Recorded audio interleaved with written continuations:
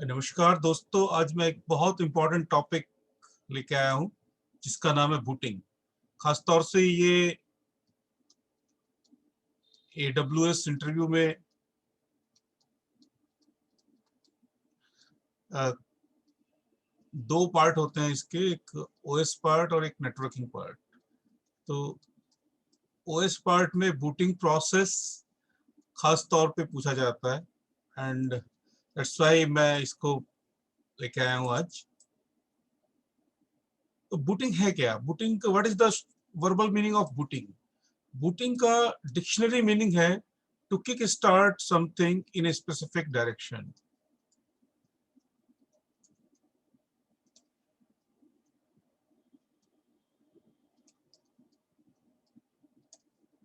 So in computer terms, if I talk, अगर मैं computer term में बात करूं, जब आप स्विच ऑन करते हो पावर बटन और जब तक आप लॉगिन विंडो तक पहुंचते हो, इसके बीच का जो सारा प्रोसेस है, इस प्रोसेस को हम बूटिंग बोलते हैं। तो कैसे, क्या क्या स्टेजेस हैं, क्या क्या पार्ट्स इसके हैं, उसके बारे में हम आज बात करेंगे। तो सबसे पहले दो तरह की, मतलब हम, एक वार्म बूट होता है, एक कोल्ड बूट। वार्म बूट तब होता है जब आपने मशीन को स्विच ऑफ किया हो, when you switch off the machine and you are again turning it on, आपने स्विच ऑफ करके दोबारा टर्न ऑन किया हो, तो सारा प्रोसेस बिल्कुल शुरू से शुरू होगा और उसको हम बोलते हैं कोल्ड बूट। जब हमने कंट्रोल आल्ट डिलीट से रिबूट किया है अपने सिस्टम को या रीस्टार्ट किया है, तो उसके बाद जो प्रोसेस होता है उसको हम बोलते हैं वार्म बूट। तो कहाँ तक के ऑपरेशन को हम कोल्ड बूट कहते हैं और कहाँ उसके बाद के ऑपरेशन को हम वार्म बूट कहते हैं, उन सब का डिस्कशन अभी हम कुछ मिनटों में करने वाले हैं। तो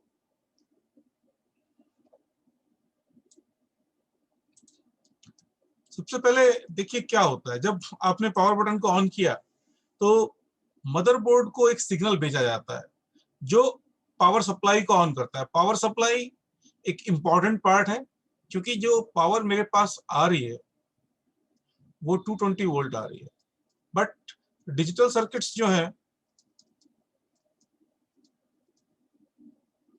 वो 5 वोल्ट पे काम करते हैं। तो मुझे +5 वोल्ट चाहिए, -5 वोल्ट चाहिए, साथ में ग्राउंड चाहिए। उसके अलावा power supply +12 volt and -12 volt भी जनरेट करती है। ये इनकी जरूरत पड़ती है मुझे डिस्क ड्राइव्स को,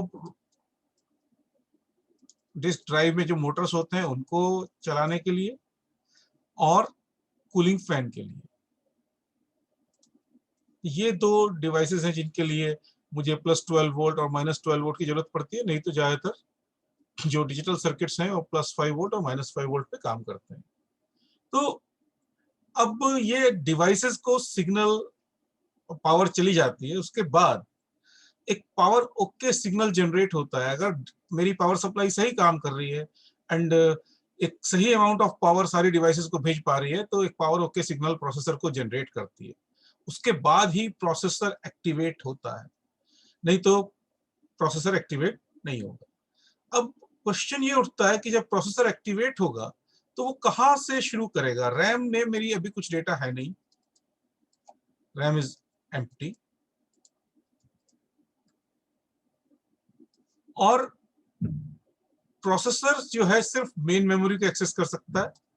तो रैम का जो दूसरा पार्ट है, मेन मेमोरी, मेरी रैम और रोम दोनों को मिला के बनती है। रोम में एक स्पेसिफिक लोकेशन पे, वहां से ये एग्जीक्यूशन शुरू होता है। रोम में बेसिकली बायोस स्टोर रहती है। बायोस को हम बोलते हैं बेसिक इनपुट आउटपुट सिस्टम।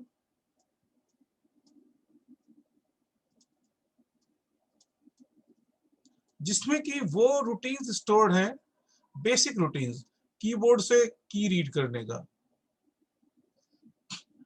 और मॉनिटर पे एक पिक्सल डिस्प्ले करने का, और बहुत सारी डिवाइसेस के साथ जो रूटीन्स हैं और किस तरह से बूटिंग प्रोसेस शुरू करना है, वो सारी डिटेल्स भी बायोस के अंदर स्टोर रहती है। इसको हम बोलते हैं ROM BIOS, because this is read only memory.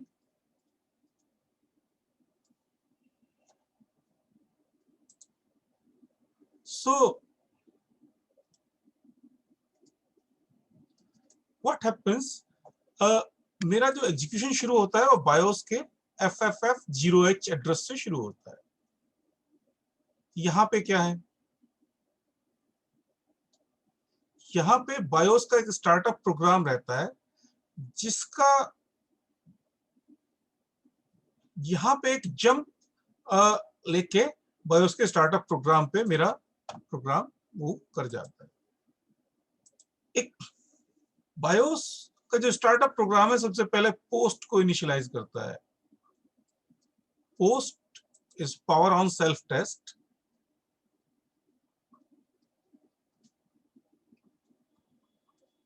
अपने सारी डिवाइसेस को ये चेक करता है whether my keyboard is working properly और नॉट, whether my monitor is working properly और नॉट, माय रैम इज करेक्टेड तो नहीं होगी रैम मेरी, ये सब चेक करता है। और जब ये सारी चीजें चेक कर लेता है और उसके बाद फिर ये बूट प्रोसेस, अगर कोई यहाँ पे फैटल एरर मिल जाती है तो बूट प्रोसेस को यही रोक देता है। और अगर कोई फैटल एरर नहीं मिलती और ये सारे जो चेक्स हैं ये परफेक्टली हो जाते हैं, उसके बाद में हम आगे बढ़ पाते हैं। और उसके बाद video card, hard disk, RAM, keyboard, इन सब की चेकिंग करने के बाद यहां तक का जो प्रोसेस है उसको हम बोलते हैं कोल्ड बूट। और उससे आगे का प्रोसेस मेरा वार्म बूट कहलाता है। ठीक है, अब BIOS plug and play devices हैं, उनको डिटेक्ट करता है, कॉन्फ़िगर करता है और display message on the screen. आपने देखा भी होगा जितनी आपकी प्लग एंड प्ले डिवाइसेस हैं उसके बारे में मैसेज यहाँ पे डिस्प्ले हो जाएगा। और एक सिस्टम का जो कॉन्फ़िगरेशन है उसकी समरी, कितनी रैम है, क्या किस तरह का क्या क्या डिवाइसेस कनेक्टेड हैं, उन सब के बारे में जानकारी मेरी यहाँ पे आ जाती है। आफ्टर दैट बायोस एक बूट डिवाइस की सर्च शुरू करता है, क्योंकि अगर मुझे बूटिंग करनी है तो I need an operating system and that operating system must be installed on some, वो किसी ना किसी डिवाइस पे, सेकेंडरी स्टोरेज डिवाइस पे इंस्टॉल होगा। सेकेंडरी स्टोरेज डिवाइस, वो डिवाइस आपकी HDD हो सकती है, वो डिवाइस आपकी CD-ROM हो सकती है, वो डिवाइस आपकी USB हो सकती है। तो अब यहाँ से जो बायोस है उसकी जिम्मेदारी ये है कि वो एक सर्च करे कि बूट डिवाइस कोई एग्जिस्ट कर रही है कि नहीं कर रही है, या एक से ज्यादा बूट डिवाइस एग्जिस्ट कर रही है तो प्रायोरिटी के हिसाब से किस डिवाइस से बूटिंग शुरू करनी है।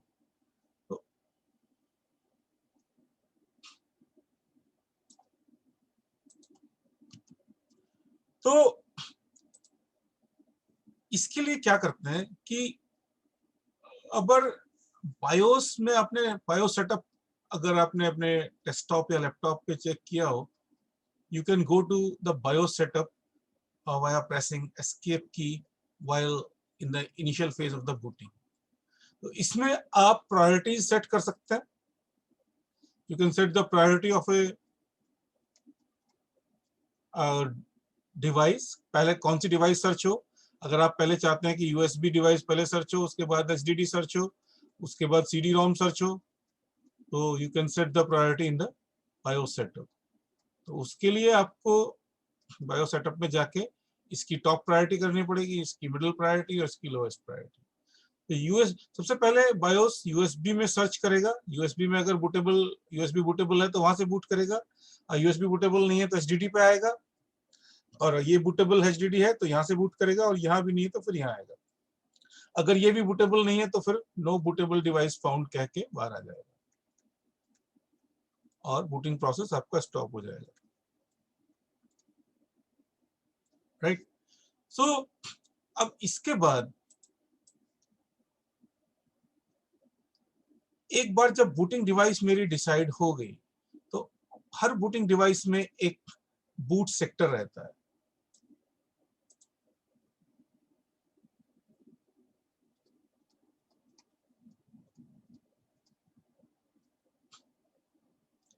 वो बूट सेक्टर का काम क्या है?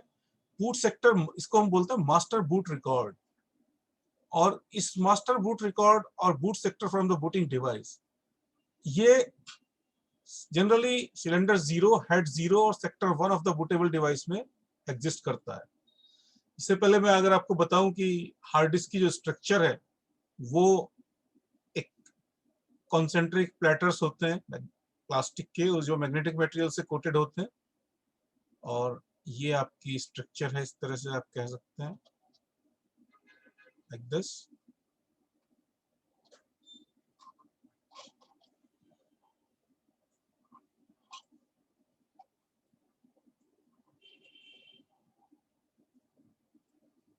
There is a spindle and which rotates, and for each platter we have a read write head for both sides.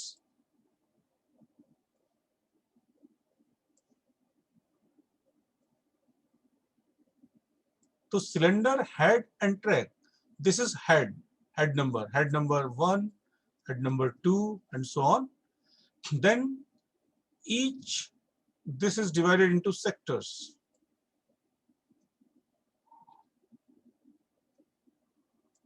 So this is basically the transfer unit. This is one sector which is the basic transfer unit from a hard disk, और ये आपके cylinder बनते हैं, ये मिला के ये देखिए ये एक सिलेंडर बना। तो कोई भी ब्लॉक या सेक्टर जो कि बेसिक ट्रांसफर यूनिट है, उसके लिए आपको हेड नंबर, सिलेंडर नंबर और सेक्टर नंबर ये पता होना चाहिए। तो मेरा कहने का पर्पस यहाँ पे ये था कि जो मास्टर बूट रिकॉर्ड है वो किसी भी हार्ड डिस्क के, किसी भी बूटेबल डिवाइस के सिलेंडर 0, हेड 0 और सेक्टर 1 में एग्जिस्ट करता है। क्योंकि देखिए ये पहले से पता होना बायोस को बहुत जरूरी है, क्योंकि अगर बायोस को ये नहीं पता होगा कि भैया बूटेबल डिवाइस मुझे मिल गई, कैसे बूटेबल डिवाइस पता करता है इसका भी अभी जिक्र करेंगे, बट जब एक बार बूटेबल डिवाइस मिल गई उसके बाद आगे कैसे बढ़ना है और कहां से बढ़ना है, तो वो हमेशा जो बूटेबल डिवाइस है उसका सिलेंडर 0, हेड 0, सेक्टर 1 में मास्टर बूट रिकॉर्ड रहता है।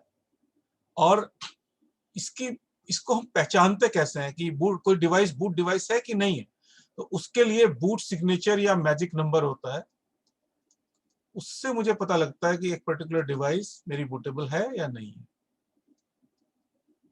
इसको बूट सिग्नेचर या मैजिक नंबर बोलते हैं। तो सिलेंडर 0, हेड 0 और ट्रैक 1 के इसमें जो सेक्टर है उसकी जो बाइट नंबर 511 एंड 512 हैं, उनमें रेस्पेक्टिवली 0x55 एंड 0xAA अगर है, तभी जाके आप बायोस को पता लगेगा कि this device is bootable device, नहीं तो ये इसको बूटेबल डिवाइस नहीं मानेगा और उसके बाद आपका काम यहीं पे रुक जाएगा। सो वन मोर थिंग कि बायोस जो है आपकी यहां तक का काम कर देगी। एक बार जब हमने मास्टर बूट रिकॉर्ड को फाइंड कर लिया,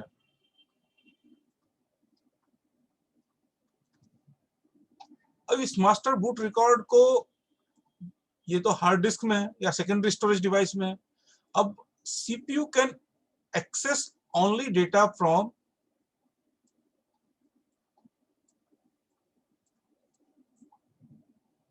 प्राइमरी मेमोरी,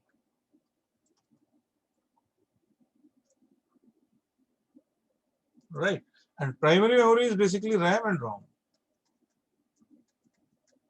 तो अब इसको master boot record has to be transferred into RAM,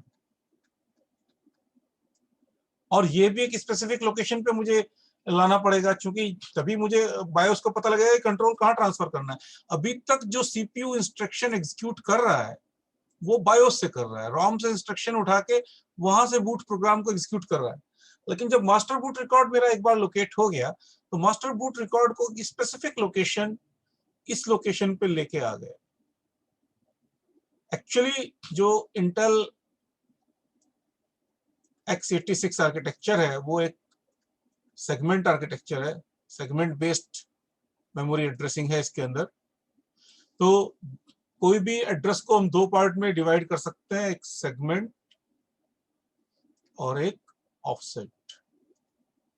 तो यहाँ पे 0x0000 is the segment start address and 0x7C00 is the offset। तो इस एड्रेस पे जाके ये मेरा मास्टर बूट रिकॉर्ड एग्जीक्यूट होगा। अब ये जो मास्टर बूट रिकॉर्ड है, ये यहां तक का जितना भी मेरा काम था मास्टर बूट रिकॉर्ड लोकेट करने का, यहां तक का जो मेरा काम था वो पूरा का पूरा ऑपरेटिंग सिस्टम इंडिपेंडेंट था। कोई भी ऑपरेटिंग सिस्टम हो उस सब के लिए ये काम होना ही होना था। बट यहां से आगे का जो काम है, क्योंकि अब मुझे कौन सी डिवाइस, मैंने बूटेबल डिवाइस की बात की, अब बूटेबल डिवाइस कौन से ऑपरेटिंग सिस्टम के अकॉर्डिंगली हुई है उसी के ऊपर डिसाइड होगा कि मास्टर बूट रिकॉर्ड में क्या होगा। मास्टर बूट रिकॉर्ड आपका विंडोज स्पेसिफिक हो सकता है, लाइनस स्पेसिफिक हो सकता है, या कोई वायरस, कोई हैकर भी इस मास्टर बूट रिकॉर्ड को अगर आपके चेंज कर दे तो वो पूरे के पूरे आपके सिस्टम को करप्ट कर सकता है। अब मास्टर बूट रिकॉर्ड की एनाटॉमी की हम बात कर लेते हैं। मास्टर बूट रिकॉर्ड में होता क्या है? मास्टर बूट रिकॉर्ड में बेसिकली ये 512 बाइट्स हैं, ये 440 बाइट का कोड है और डिस्क सिग्नेचर है जो कि हमने बात की थी, और ये मास्टर बूट रिकॉर्ड के सिग्नेचर है जो कि लास्ट 2 बाइट्स थी 0x55 0xAA, ताकि जिससे हमें पता लगा कि ये डिवाइस बूटेबल डिवाइस है। ये 2 बाइट्स खाली हैं और ये पार्टीशन टेबल है। एक्चुअली पार्टीशन क्या होता है? एक मेरी 1 टेराबाइट की हार्ड डिस्क है। दिस 1 टेराबाइट हार्ड डिस्क में be partition into various logical partitions. Physical device मेरे पास एक ही है, I have only one physical device, but इस फिजिकल डिवाइस को मैंने 3 पार्टीशन में डिवाइड कर लिया। मान लिया 300 जीबी का एक पार्टीशन है, 500 जीबी का एक पार्टीशन है, और बाकी बचा हुआ 200 जीबी का एक पार्टीशन है। तो इसके करस्पॉन्डिंग ये लॉजिकल डिवाइसेस बन गई मेरी एक तरह से। दीज आर लॉजिकल डिवाइसेस, और इनको मैं अपने तरीके से ऑर्गेनाइज कर सकता हूँ। तो इसके these are known as partitions, इनको हम बोलते हैं पार्टीशंस। तो मास्टर बूट रिकॉर्ड में और एक पार्टीशन टेबल स्टोर रहती है। पार्टीशन टेबल की 16 बाइट एंट्री, 64 बाइट्स ये पार्टीशन टेबल लेती है। इसमें 4 into 16 64 बाइट्स इसमें लग गई, और ये बेसिकली डिस्क सिग्नेचर है जो कि डिस्क को यूनिकली आइडेंटिफाई करने के काम में आता है। ये मेरा मास्टर बूट रिकॉर्ड है। अब पार्टीशन टेबल में क्या क्या चीजें रहती हैं, क्या नहीं रहती, उसका अभी हम जिक्र करेंगे। बट अभी आप मास्टर बूट रिकॉर्ड की एनाटॉमी आपको मैंने बताई। अब हम आगे बढ़ते हैं। ये पार्टीशन टेबल है। देखिए, कोई भी पहली चीज तो बूट इंडिकेटर है। पहली बाइट जो है, पहली बाइट एक इसका लेंथ है, और अगर ये 80H है तो इसका मतलब this device is actively bootable device. 1 से 3 ये बेसिकली आप ये समझो starting CHS value location of A partition first sector. मैंने आपको बताया था कि किसी भी हार्ड ड्राइव में 3 चीजें हैं, हेड, सिलेंडर और सेक्टर। तो जब हम पार्टीशन करते हैं तो हम इसका पार्टीशन सिलेंडर वाइज करते हैं। मान लिया 20 हेड्स हैं, 1000 सिलेंडर्स हैं, और हर ट्रैक पे मेरे से 16 सेक्टर्स हैं। तो इतने ब्लॉक्स हैं, और 512 बाइट्स का एक ब्लॉक है। तो this will be the size of the hard disk. तो ये मेरे हो गए हेड, इतने सिलेंडर, ये सेक्टर्स पर ट्रैक, और ये ब्लॉक साइज।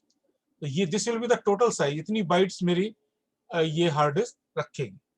अब मुझे इसको पार्टीशन करना है, तो मैं सिलेंडर के हिसाब से पार्टीशन करता हूँ, हेड्स और सेक्टर्स में नहीं करके। मैं ये कहता हूँ कि भैया 0 से लेके 999 तक सिलेंडर्स हैं।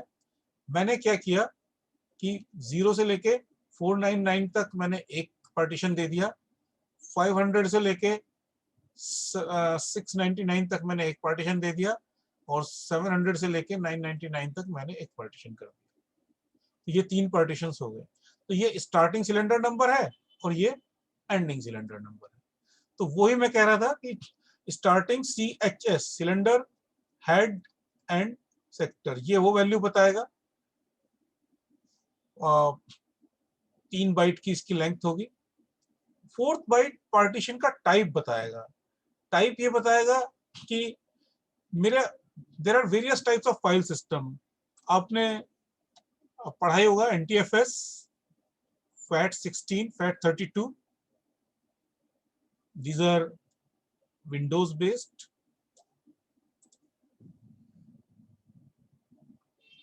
NTFS, FAT16,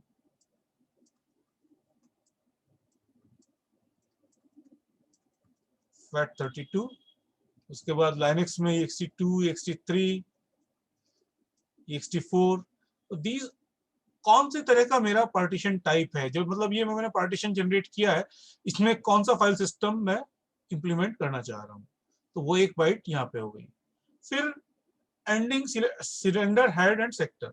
मान लिया मैंने कहा कि भैया मेरा जो पार्टीशन शुरू हो रहा है वो सिलेंडर 0 से लेके हेड 1 और सेक्टर 1 और एंड हो रहा है सिलेंडर नंबर से 499, हेड 20 एंड सेक्टर 16।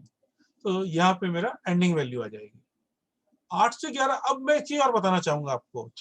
एक मैंने यहाँ पे आपको बताया कि 16 मान लिया 20 हेड्स थे और 1000 सिलेंडर थे और 16 एक ट्रैक के अंदर सेक्टर्स थे। तो टोटल जो मेरे सेक्टर हुए 32, 1, 2, 3, 4 इतने ब्लॉक्स मेरे पास हैं। तो मैं इसको एक लीनियर एरे की तरह से भी एड्रेस कर सकता हूँ। 2 तरीके हैं एड्रेस करने के किसी भी ब्लॉक को, या तो मैं उसका सिलेंडर हेड और सेक्टर बता दूं, या फिर मैं एक नंबर उसको दे दूं। मान लिया मैंने कहा कि ये 31009 ये मेरा ब्लॉक नंबर है। तो अब इसको कन्वर्ट कैसे किया जाए सिलेंडर हेड सेक्टर में, वो जिम्मेदारी सिस्टम की है। बट इसको हम बोलते हैं एब्सोल्यूट सेक्टर वैल्यू। तो लॉजिकल ब्लॉक एड्रेस की बात हम यहाँ पे करते हैं। दोनों तरीके से हम कर सकते हैं एड्रेसिंग। तो यहाँ पे पार्टीशन टेबल में हम लॉजिकल ब्लॉक एड्रेस भी स्टोर करके रखते हैं, राइट।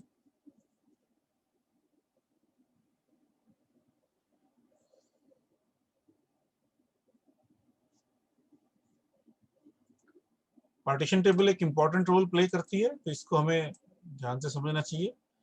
अच्छा, ये लास्ट की जो 4 बाइट्स हैं ये पार्टीशन का साइज बताएंगी कि कितने सेक्टर्स मेरे पार्टीशन में अवेलेबल हैं। ये एक एंट्री बन गई।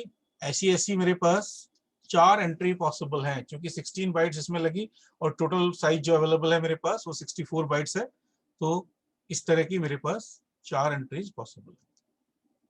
अब मुझे मास्टर बूट रिकॉर्ड मिल गया, उसको मैंने यहाँ पे इस एड्रेस पे रैम में स्टोर कर दिया। अब कंट्रोल जो है वो बायोस से शिफ्ट होके बायोस से कंट्रोल चला जाएगा एमबीआर पे। एमबीआर में एक कोड लिखा है जो मैंने दिखाया था जब एमबीआई के एंड पे बात की थी, तो 440 बाइट्स का कोड है। अब यहाँ पे रोल आता है बूट लोडर का, ठीक है। ये बेसिकली जो 440 बाइट्स का कोड है, ये इसको हम बोलते हैं स्टेज 1 बूट लोडर।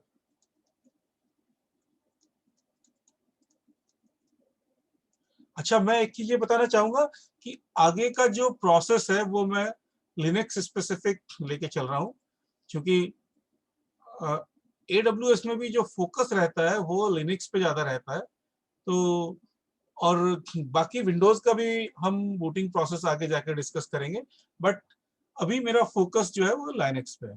तो लिनक्स पे बेसिकली स्टेज 1 बूट लोडर मेरा इस 440 बाइट्स कोड में है। इसका काम यह है कि नेक्स्ट स्टेज बूट लोडर को लेके आना मेमोरी में, और वो कहाँ रिजाइड करेगा? जनरली ये जो नेक्स्ट स्टेज बूट लोडर है ये रिजाइड करता है या तो partition area in the disk which is hard coded in MBR। इसमें ये जो 440 बाइट में है, इसमें एड्रेस हमारी नेक्स्ट स्टेज का अवेलेबल रहता है। तो इसको हम बोलते हैं, अच्छा बूट लोडर कई तरह के होते हैं, जिसमें से सबसे पॉपुलर है वो ग्रब है। इसी तरह से लीलो है, विंडोज एनटी के लिए एनटी LDR है। उनमें क्या डिफरेंस है उसका भी हम जिक्र करेंगे, बट अभी हम चूंकि लिनक्स की बात कर रहे हैं, लिनक्स में ग्रब सबसे पॉपुलर है। और ये मल्टी बूटिंग ऑपरेटिंग, जब हम मल्टी बूटिंग सिस्टम बनाना चाहते हैं तब भी ग्रब हमारा हेल्पफुल रहता है। ग्रब अपने आप में बड़ा पावरफुल है, इसके अपने कमांड्स हैं, तो वो कमांड्स भी हम कुछ देखेंगे। बट अभी आप ये देखो कि ग्रब की स्टेज 1.5, स्टेज 1 तो मेरी MBR में थी, स्टेज 1.5 कहाँ पे मेरी है? Stage 1.5 first 30 kilobyte of hard disk immediately following MBR in Linux partition, या तो MBR के जस्ट अगली जो 30 किलोबाइट्स हैं उसमें स्टेज 1.5 है, या Linux पार्टीशन में। यहां से मुझे स्टेज 1.5 मिल जाएगी। स्टेज 1.5 जब आ गई तो अब ये स्टेज 1.5 पावरफुल है, ये फाइल वगैरह एक्सेस कर सकती है, हार्ड डिस्क एक्सेस कर सकती है। तो /boot/grub से इसकी जिम्मेदारी यह है कि ये स्टेज 2 को लोड करे। स्टेज 2, क्योंकि ग्रब एक ऐसा फाइल सिस्टम है, सॉरी ऐसा बूट लोडर है जिसको कि फाइल सिस्टम का पता है, कैसे फाइल एक्सेस करनी है, कहां से फाइल एक्सेस करनी है, डायरेक्टरी क्या है, उन सब चीजों की जानकारी ग्रब के पास रहती है। तो ये स्टेज 2 जो है मेरी, ये इस पर्टिकुलर डायरेक्टरी से एक्सेस कर सकता है। तो यहाँ पे मेरा एक तो स्टेज 2 बूट लोडर है, साथ में अल्टरनेट लोडर्स भी पॉसिबल हैं। क्योंकि आपने देखा होगा जब आप मल्टी बूटिंग ऑपरेट सिस्टम अपना बनाते हैं तो एक मेन्यू डिस्प्ले होता है जिसमें आपके जितने भी ऑपरेटिंग सिस्टम आपके सिस्टम में है उन सब की लिस्ट आ जाती है, और जिसमें कि आप सेलेक्ट करना चाहें तो सेलेक्ट कर सकते हैं। और एक डिफॉल्ट रहता है, अगर आप एक with in time frame respond नहीं करते तो डिफॉल्ट ऑपरेटिंग सिस्टम से बूटिंग शुरू हो जाती है, नहीं तो आप एरो अप डाउन करके सेलेक्ट कर सकते हैं जो भी आप ऑपरेटिंग सिस्टम को सेलेक्ट करना चाहते हैं। ये सारा काम ग्रब के थ्रू होता है। एक grub.cfg फाइल होती है, grub.cfg फाइल, इसके अंदर आप ये मेन्यू जो है, मेन्यू के आइटम्स यहाँ पे डाल सकते हैं। और वो जो डिफॉल्ट वैल्यू है कितने कितने सेकंड तक ये वेट करेगा for the user response, for how many seconds it will wait for user response,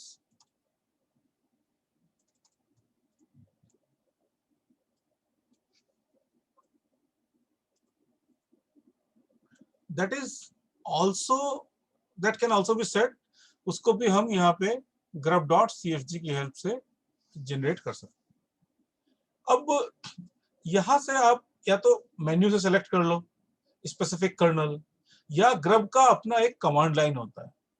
grub के अपनी एक कमांड लाइन है, उसमें बहुत सारे इसके कमांड्स हैं। उसमें जो दो इंपॉर्टेंट कमांड्स हैं उनका मैं जिक्र कर देता हूँ, बाकी और भी बहुत सारे कमांड हैं जिनका जिक्र कभी मौका मिला तो बाद में करेंगे।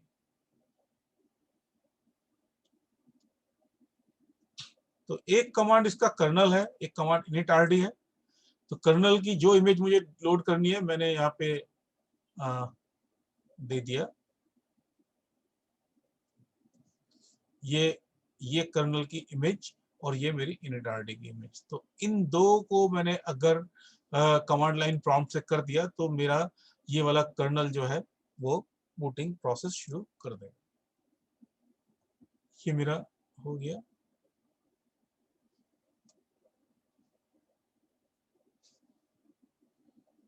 ठीक,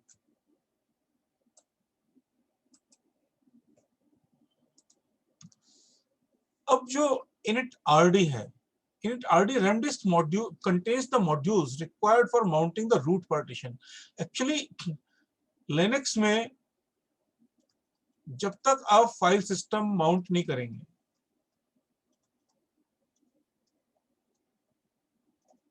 तब तक आप आगे नहीं बढ़ेंगे. एक्चुअली विंडोज ये सारा काम ऑटोमेटिकली करता है, बट लाइनक्स में ये एक्सप्लिसिटली करना पड़ेगा. तो एक तो init rd contains the modules required for mounting the root partition. root partition को पहले मुझे माउंट करना पड़ेगा, उसके बाद मैं इसका यूज कर सकता हूँ. init rd resides on the same partition on which the kernel image is present. Kernel image जहां पे प्रेजेंट है वहीं पे मेरा ये init rd वाला रहता है. तो the kernel loads the init rd in memory, access the modules and mounts the root partition in read only mode. Root partition को माउंट कर देता है अभी ये रीड ओनली मोड में. तो अब ये बहुत इंपॉर्टेंट प्रोसेस है, क्योंकि जब तक मेरा रूट पार्टीशन माउंट नहीं होगा तब तक आगे नहीं बढ़ सकते. इसके बाद कंप्यूटर की कर्नल बेसिकली मैंने पिछली लेक्चर में बताया था, kernel is the most essential part of the operating system.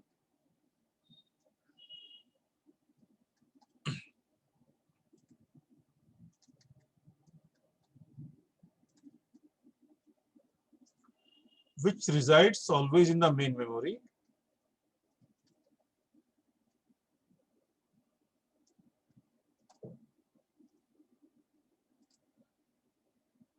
And is responsible for all important functions.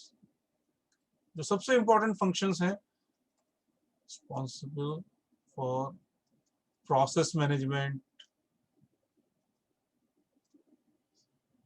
CPU scheduling,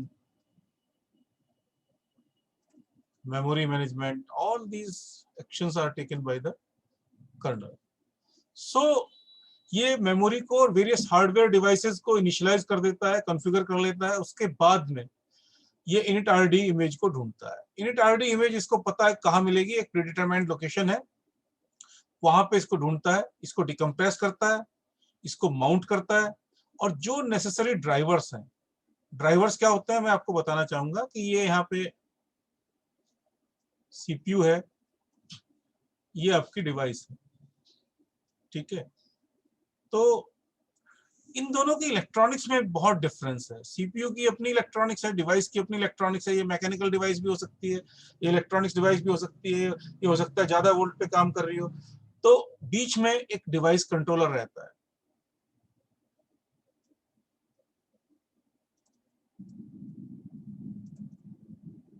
this is hardware. और एक डिवाइस ड्राइवर सॉफ्टवेयर है जो कि इन दोनों को सीपीयू और मेमोरी और डिवाइस के बीच में कम्युनिकेशन करने में हेल्प करता है. तो ये सिस्टम सॉफ्टवेयर है, डिवाइस ड्राइवर भी, जो कि डिवाइसेस को ऑपरेट करने में सीपीयू की मदद करता है. तो ड्राइवर्स को हमें इनिशियलाइज करना पड़ेगा, लोड करना पड़ेगा उनको मेमोरी में. अब जो डिवाइसेस है, मान लिया जो नेसेसरी ड्राइवर्स हैं उन्हीं को सिर्फ लोड करेंगे.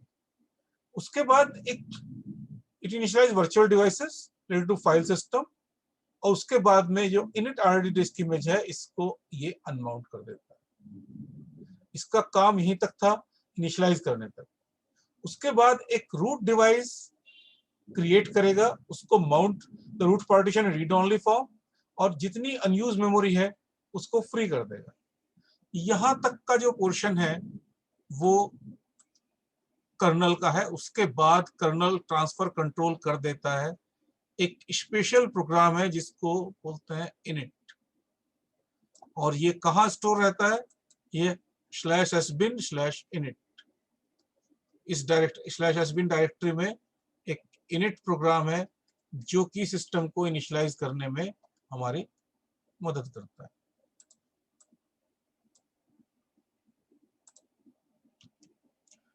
तो init कमांड क्या करता है? सबसे पहली बात तो मैं बताना चाहूंगा कि ये init कमांड जो है, this is the basically the parent and grandparent of all the processes that start up automatically in a Linux system.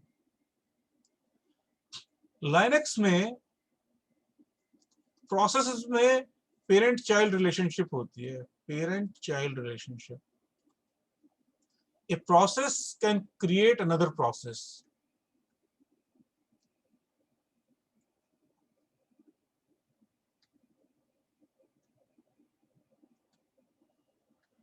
ये जब हम प्रोसेस एंड थ्रेड्स पढ़ेंगे तब डिटेल में इसमें बात करेंगे, बट अभी मैं कहना चाहूंगा कि सिस्टम कॉल है फॉर्क। उस सिस्टम कॉल फॉर्क की हेल्प से कोई भी प्रोसेस एक अपना चाइल्ड प्रोसेस क्रिएट कर सकता है। और दूसरी चीज, लिनक्स में हर प्रोसेस का एक यूनिक आईडी होता है जिसको हम बोलते हैं पीआईडी, प्रोसेस आईडी। और हर प्रोसेस का एक पीपीआईडी भी होता है, पेरेंट्स पीआईडी। तो हम कभी भी देख सकते हैं कि इस प्रोसेस का पेरेंट कौन है।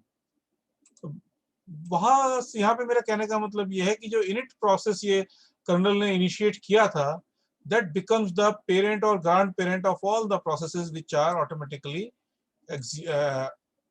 automatically starts up.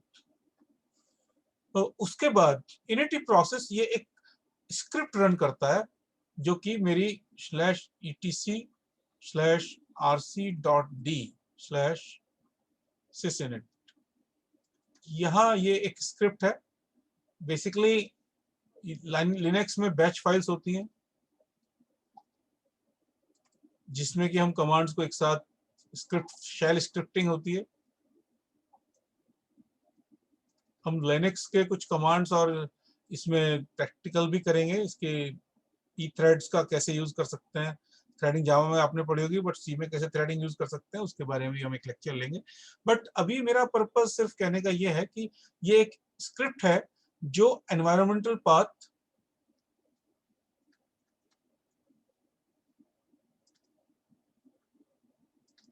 Environment variables और सिस्टम के इनिशियलाइजेशन में कुछ चीजें जरूरी होती हैं, उन सबको ये टेक केयर करती है। फाइल सिस्टम को चेक करेगी, हार्डवेयर क्लॉक को इनिशियलाइज करेगी। तो मैं बताना चाहूंगा कि पाथ क्या है। जिस बेसिकली जब आप कोई भी डायरेक्टरी सर्च करते हैं तो करंट डायरेक्टरी में सर्च करेगा। अगर करंट डायरेक्टरी में नहीं है फाइल, तो उसके बाद अगर आपने एनवायरनमेंट पाथ कुछ सेट किए हुए हैं तो उसमें जाके भी ये सर्च करेगा, अदरवाइज कहीं और सर्च नहीं करेगा।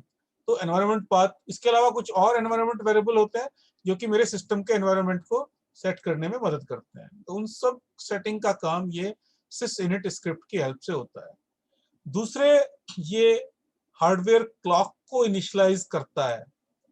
हार्डवेयर क्लॉक किस तरह से काम करता है थोड़ा सा मैं जानकारी देना चाहूंगा कि बेसिकली पीजो इलेक्ट्रिक क्रिस्टल है, जैसे मैंने बताया था पिछली क्लास में कि एक पीजो इलेक्ट्रिक क्रिस्टल है। 3 गीगाहर्ट्ज की अगर मैं बात कर रहा हूँ सिस्टम की, तो 3 × 10⁹ सिग्नल्स एक सेकंड में इस तरह के जनरेट हो रहे हैं। और उसके बाद हमारा एक टाइमर यहाँ पे रहता है।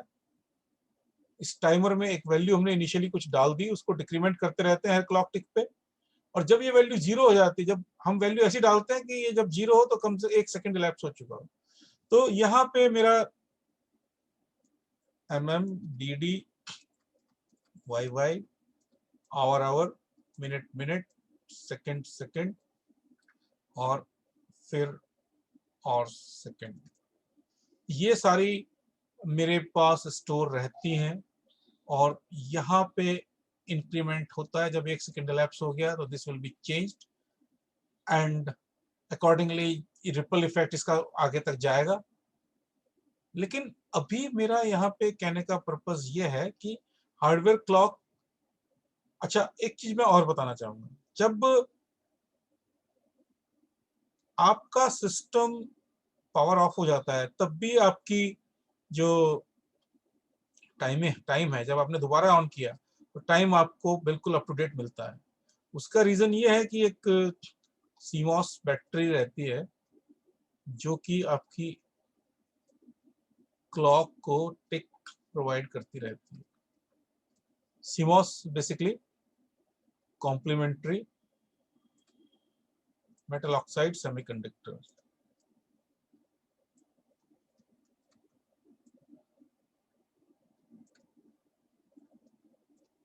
तो ये CMOS रैम रहती है और इसको पावर एक, क्योंकि अगर पावर ऑफ चली गई CMOS रैम की तो वोलेटाइल मेमोरी है और आपका जो टाइम है वो खत्म हो जाएगा, बट इसको हम पावर देते रहते हैं बैटरी से।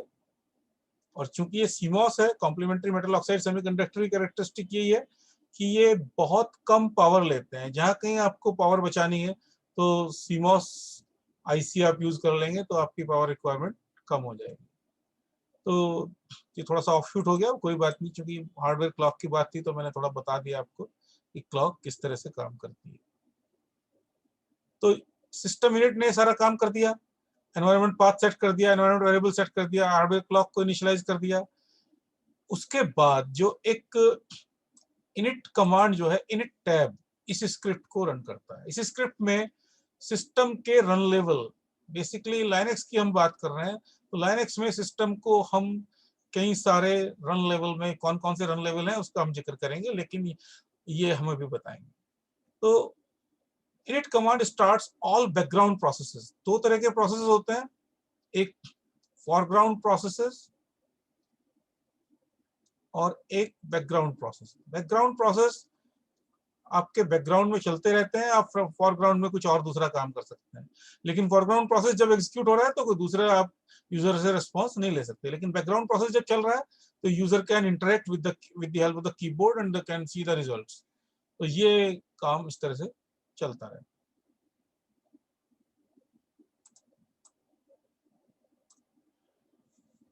अब init sets the source function library, function libraries की बात करता है, हाउ टू स्टार्ट और kill a program and how to determine the PID of a program. ये सारे काम init मेरा यहाँ पे करता है। और उसके बाद हम रन लेवल देख लेते हैं, रन लेवल कौन कौन से हैं और किस रन लेवल का क्या पर्पस है। तो बेसिकली यहाँ पे 7 रन लेवल हैं। 0 इज सिस्टम हॉल्ट, अगर मैंने रन लेवल 0 दे दिया तो सिस्टम मेरा वहीं पे हॉल्ट हो जाएगा और पावर ऑफ कर दिया जाएगा। अच्छा, यूनिक्स और Linux are basically multi user systems. These were designed in this manner कि multiple users can coexist in a system. But अगर मुझे लिनक्स सिस्टम को सिंगल यूजर मोड में एक्टिवेट करना है तो मुझे रन लेवल 1 देना पड़ेगा। ओके, अगर मैं रन लेवल 2 देता हूं तो मल्टीपल यूजर मोड है विद नो एफएस, इसमें नेटवर्क फाइल सिस्टम नहीं है। आप उस केस में जो रिमोट फाइल सिस्टम और रिमोट लॉगिन उन सब फैसिलिटीज को आप यूज नहीं कर पाएंगे। Remote facilities are not available because NFS is not available.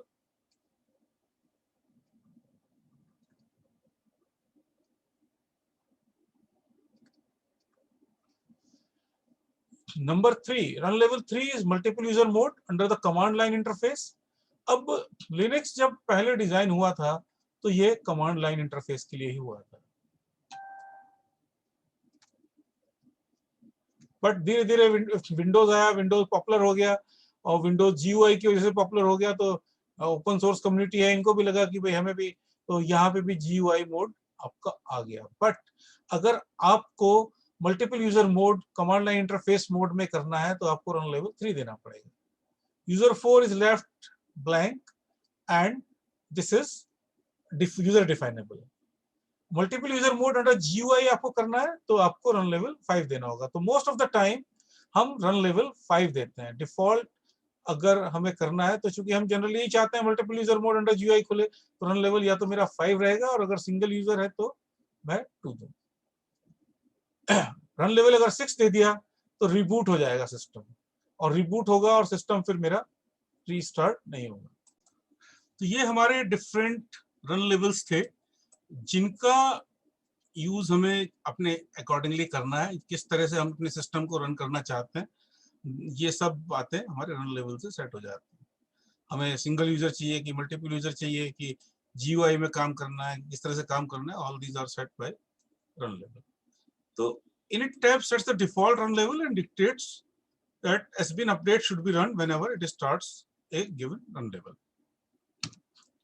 अब यहाँ पे आने के बाद मैं थोड़ा सा बूट लोडर का जिक्र करना चाहूंगा। जैसे मैंने बताया था कि कई तरह के बूट लोडर्स अवेलेबल हैं, जैसे एक लीलो है जिसको हम बोलते हैं Linux loader.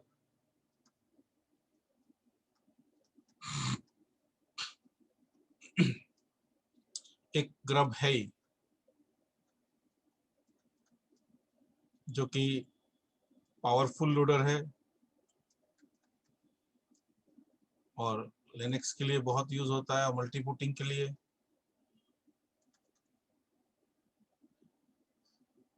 Multiple OS systems. और एक है NTLDR, जो कि विंडोज के लिए यूज होता है। और अब विंडोज 10, विंडोज 10 के लिए आपका आ गया win manager, boot NGR।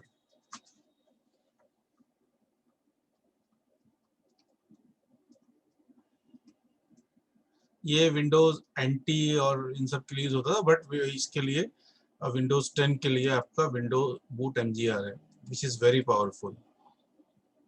So we will discuss some of these bootloaders. दो तरह के बूट लोडर होते हैं, एक तो जो फाइल सिस्टम अवेयर है, एक जो फाइल सिस्टम अवेयर नहीं है।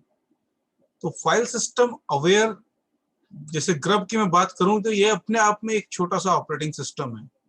जैसे मैंने बताया था कि इसका कमांड प्रॉम्प्ट है और इसमें हम कमांड दे सकते हैं। तो जो हमारे ऑपरेटिंग सिस्टम है उसमें भी कमांड प्रॉम्प्ट होता है, और ये फर्मवेयर की फैसिलिटीज को यूज करते हैं और अपने इनके डिवाइस ड्राइवर्स भी होते हैं। दूसरे तरह के जो ऑपरेटिंग जो बूट लोडर्स हैं वो फाइल सिस्टम अनअवेयर हैं, जनरल लोडर्स हैं। ये फर्मवेयर की फैसिलिटीज का यूज करते हैं। लीलो इस तरह का एक एग्जांपल है जो कि file system unaware boot loader है। तो इसमें से आपको जो सूटेबल करता है, सबके अपने एडवांटेजेस हैं। फाइल अनअवेयर लोडर्स के एडवांटेजेस क्या है कि no changes required in boot loader और map installer if file system a new drive is supported by the Linux kernel. अभी एक नई ड्राइव आ गई, नई डिवाइस आ गई और उसको लिनक्स कर्नल सपोर्ट कर रहा है, तो आपको बूट लोडर को भी चेंज करने की जरूरत पड़ेगी अगर मैं ग्रब की बात करूं। बट अगर फाइल सिस्टम अनअवेयर लीलो की बात करूं तो no changes required, need to be changed.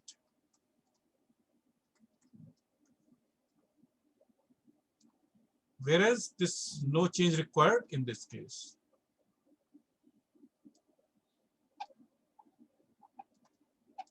Map installer has to run after adding new kernel image. जब भी आपको नई कर्नल इमेज आप ऐड करेंगे तो आपको मैप इंस्टॉल करना पड़ेगा, या फिर मूविंग द कर्नल, या कर्नल को एक नए पाथ पे लेके जाना पड़ेगा। तो ये आपके एडवांटेज एंड डिसएडवांटेज हैं, जो आपको ठीक लगे वो आप सेलेक्ट कर सकते हैं, उसके हिसाब से आप अपना बूटिंग कर सकते हैं। अब लिनक्स में बूट लोडर किस तरह से काम कर रहा है कि stage 1 bootloader just does enough to load next stage. Next stage can reside, ये वही बात आ गई जो मैंने पहले बता चुका आपको, ये सारे कमांड्स मैं बता चुका हूं।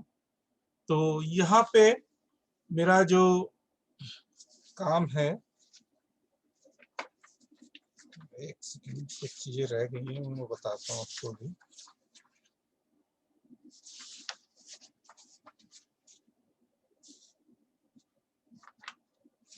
ठीक है, तो अब हम बात करते हैं लिनक्स का। मेरा बूटिंग का काम पूरा हो चुका।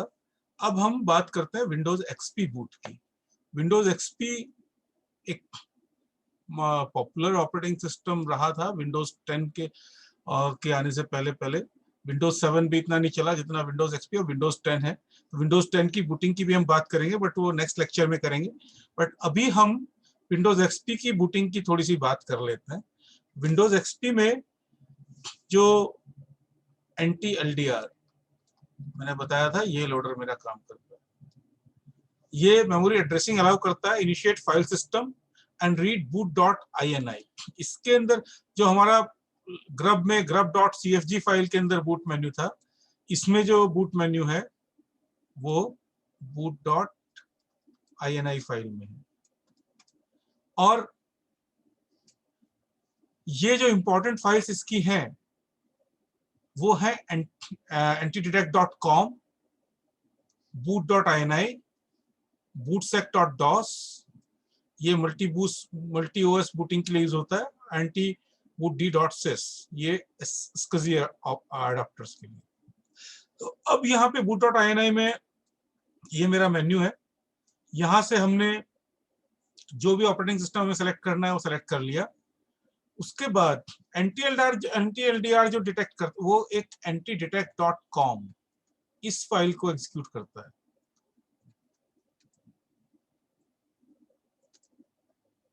और एक boot.ini को। उसके बाद bootSector.dos। अब system starts in real mode. अब ये यही दोनों मिला के आपका basically NT detect and NT kernel dot मिला के ही आपका एग्जीक्यूशन शुरू कर देते हैं। और ये शुरू करते हैं रियल मोड में। मैंने आपको बताया था कि real mode, protected mode, privileged mode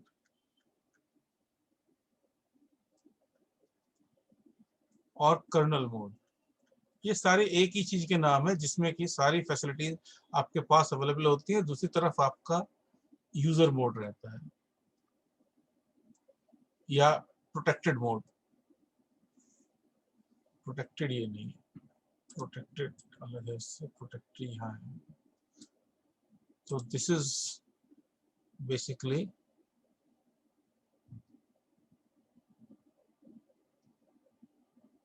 real mode, ये यूजर मोड या फिर प्रोटेक्टेड मोड। तो रियल मोड में एग्जीक्यूशन शुरू करता है, सिस्टम शुरू हो गया यहाँ पे। अब इसके बाद क्या होगा,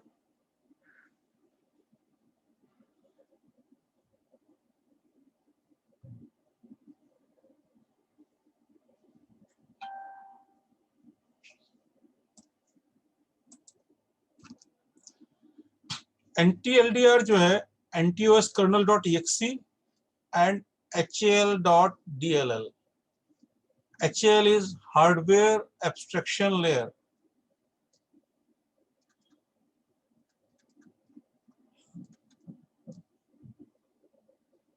and DLL is dynamically linked libraries. Dynamic link libraries. तो NTLDR इन दोनों को लोड करता है, NTOS kernel.exe and HAL.dll। ये दोनों मिला के ही बेसिकली विंडोज एक्सपी हैं। ये ही विंडोज एक्सपी है, क्योंकि हार्डवेयर एब्स्ट्रैक्शन प्रोवाइड करती है और ये कर्नल का काम करता है। NTLDR उसके बाद रजिस्ट्री को रीड करता है। Choose a hardware profile and authorize device drivers.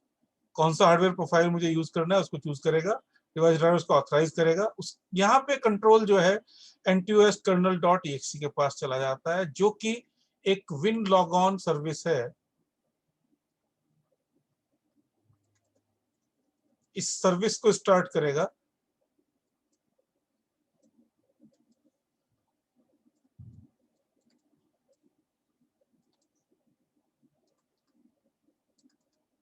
और उसके बाद lsas.exe जो कि हमारी लॉगिन स्क्रीन डिस्प्ले कर देगा। उसके बाद का प्रोसेस में यहीं तक का काम था हमारा।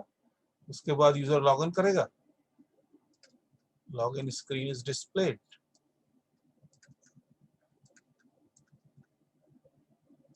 और मेरा विंडोज का एक्सपी का बूटिंग प्रोसेस कंप्लीट हो जाता है और यूजर अपना लॉगिन करके इट कैन स्टार्ट वर्किंग जैसे ये करना चाहे।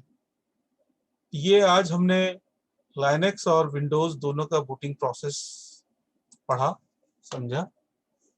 Thank you. एक दो चीजें रह गई, एक तो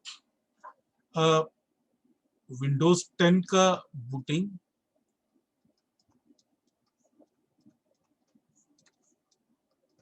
बूट MGR, और एक जो आपका बायोस का रिप्लेसमेंट आया है UEFI, उसको हम किसी लेक्चर में कवर करेंगे। तो बट आज के लिए इतना ही। Thank you very much.